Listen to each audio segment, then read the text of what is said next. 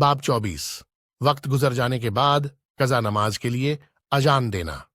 364 ابو قتادہ رضی اللہ عنہ سے روایت ہے، انہوں نے فرمایا کہ ہم ایک رات نبی صلی اللہ علیہ وسلم کے ساتھ سفر کر رہے تھے۔ کچھ لوگوں نے کہا، اے اللہ کے رسول صلی اللہ علیہ وسلم، کاش ہم سب لوگوں کے ساتھ آخر رات آرام فرمائیں۔ آپ نے فرمایا، مجھے ڈر ہے کہ نماز کے وقت بھی تم سوئے ہوئے نہ رہ جاؤ۔ بلال رضی اللہ عنہ بولے، میں سب کو جگا دوں گا۔ چنانچہ سب لوگ لیٹ گئے اور بلال رضی اللہ عنہ اپنی پیٹھ اپنی اونٹنی سے لگا کر بیٹھ گئے، مگر جب ان کی آنکھوں پر نیند کا غلبہ ہوا تو سو گئے۔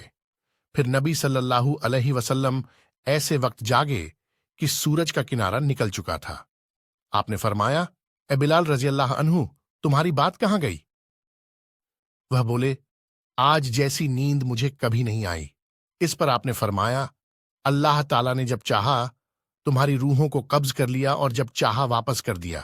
اے بلال رضی اللہ عنہ، اٹھو اور لوگوں میں نماز کے لیے اذان دو۔ اس کے بعد آپ نے وضو کیا۔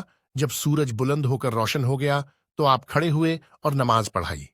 فائدے: اس سے معلوم ہوا کہ جس نماز سے آدمی سو جائے یا بھول جائے، پھر جاگنے پر یا یاد آنے پر اسے پڑھ لے تو نماز قضا نہیں بلکہ ادا ہوگی، کیونکہ صحیح احادیث میں اس کا وقت وہی بتایا گیا ہے جب وہ جاگے یا اسے یاد آئے۔